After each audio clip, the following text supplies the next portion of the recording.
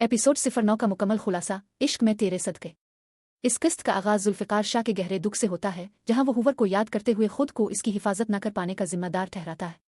दूसरी तरफ घर में महर की शादी की तैयारियां जोरों पर हैं। नसीम नामी रिश्ता करवाने वाली खातून अपनी फीस के लिए बहस करती नजर आती है और बिलाखिर 35,000 रुपये पर मामला तय होता है, जिससे जाहिर होता है कि शादी के मामलात भी एक कारोबार बन चुके हैं।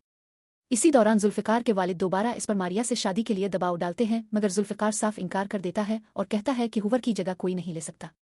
बाप बेटे के दरमियान तलखी बढ़ती है और शीजा भी इस सूरत-ए-हाल से परेशान नजर आती है। महरूश की मायों की तकरीब में खुशियों का समा है, मगर इस खुशी के पीछे कई तल्ख हकीकतें भी छपी है। साजिदा का सौतेला रवैया नूर के साथ वाज़े दिखाई देता है। वो इसे मेहमानों के सामने डांटती है और मुसलसल काम में लगाए रखती है, जबकि फरीहा और महरूश को खास तवज्जो दी जाती है। नूर खामोशी से सब बर्दाश्त करती है। अहमद, जो नूर के वालिद हैं, अपनी बेटी की हालत समझते हैं, मगर घर के सुकून की खातिर खामोश रहते हैं।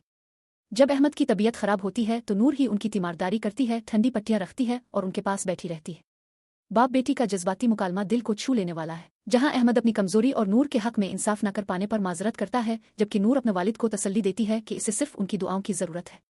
उधर सालार अपने गुरूर और खुद पसंदी का मुजाहरा करता है। वो रिश्तेदारों को कमतर समझता है और महफिल में बोरियत का इजहार करता है। अरोशिमा से फोन पर उसकी बहस होती है, जबकि फरीहा इससे अपने इश्क का इजहार करती है। सालार मोहब्बत के दावों को मजाक में लेता है और खिलेआम इजहार मोहब्बत का चैलेंज देकर फरीहा को खामोश कर देता है। जब वो नूर के घराने को और मिडिल क्लास कहकर हकीर समझता है तो नूर अपनी बहन की इज्जत के लिए सामने आती है और सालार से मुआफी का मुतालबा करती है, मगर फरीहा ही नूर को डांट देती है और मामला जाती करार देती है। आखिर में सालार अपनी माँ के साथ वापस जाने की जिद करता है, जबकि इसकी माँ अहमद की बीमारी के बाइस रुकने का फैसला करती है। सालार अना के साथ घर लूट जाता है, मगर उसके रवैये से साफ जाहिर है कि इसके अंदर तबकाती गुरूर और बेहिस्सी मौजूद है।